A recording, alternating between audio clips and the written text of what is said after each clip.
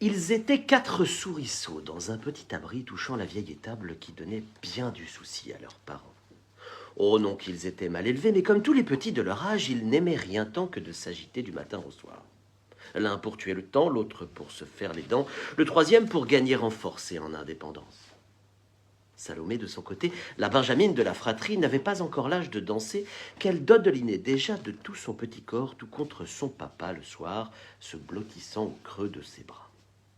Et si ses frères s'agitaient sans cesse autour d'elle, la petite possédait de son côté grâce et douceur, qui deviendraient sans aucun doute le talent et le charisme des plus élégantes. C'était l'hiver, il faisait froid, l'agitation avait eu raison de toute la maison, la famille du petit animal dormait à point fermé. Salomé, qui n'était jamais sortie de son trou, ne comprit pas pourquoi, ce soir-là, la porte de la grange se mit à claquer.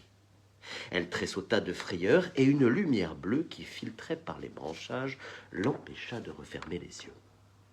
Il y eut ensuite des cris, du mouvement, puis petit à petit de l'apaisement.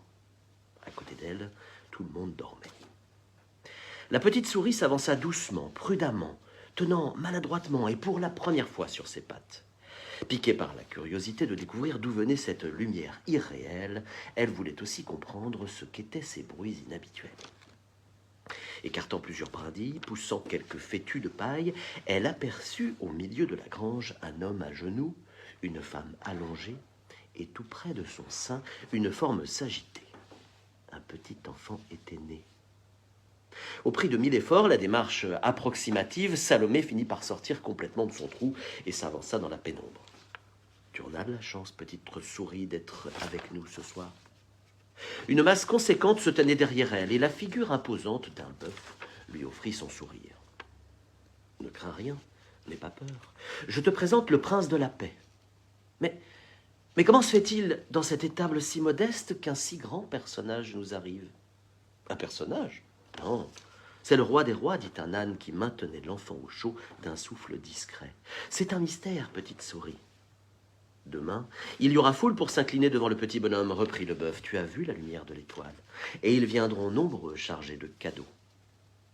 Impressionné par l'annonce qui lui est faite, Salomé s'inquiéta alors d'être venu sans présent.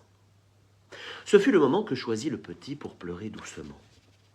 Épuisé par les douleurs de l'enfantement, sa maman le serra délicatement avec tendresse.